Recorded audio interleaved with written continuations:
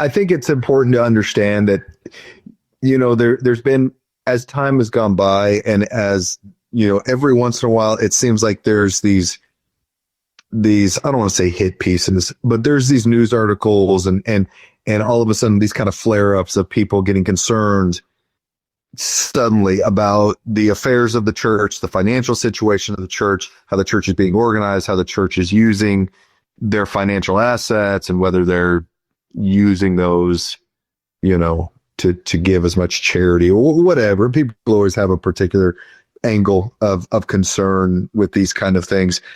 The thing that I think it's important here with Section 78 here is that there is a real organization and order to the church, and there's real temporal considerations that have to be set up and established for the church and for the Lord's purposes to be fulfilled.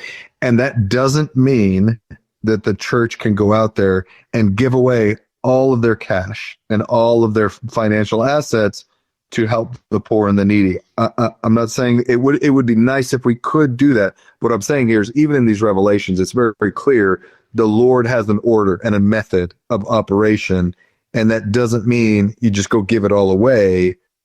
And we've talked about this before, even the rich young man that Christ speaks to in person. The intent of what he was telling that rich young man was, it was not give everything you own away. He was talking about the excess that the man had and his ability to impart more of that to the poor and the needy.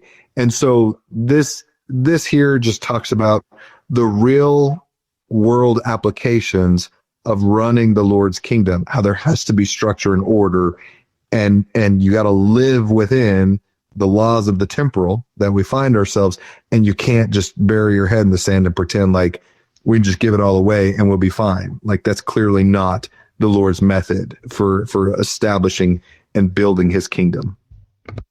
Well, even the idea of the kingdom of God being established under a presidency, I mean, because, this is a very,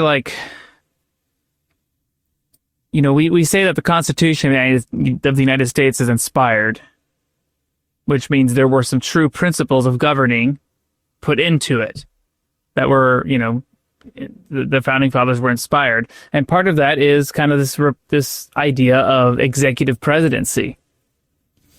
And that's how we see the church, the kingdom of God, organized, is under the concept of presidencies. And the whole concept of like a presidency, it is like a corporate structure where it's executive functions. That's what a presidency serves. It's how do you organize things, execute in an organized way according to some kind of constitution or, bylaws or whatever the case may be. In this case, temporal or economic laws of the celestial kingdom. So this whole idea of that the church isn't operating in some way it should, it's just kind of ridiculous. Like, it's very clearly and deliberately set up to be operating the way that it is. And they're killing it. Hashtag, make it a trillion. That's what I'm saying. Don't get that started. Thank you for watching. If you found this content spiritually enlightening, please like, comment, and subscribe.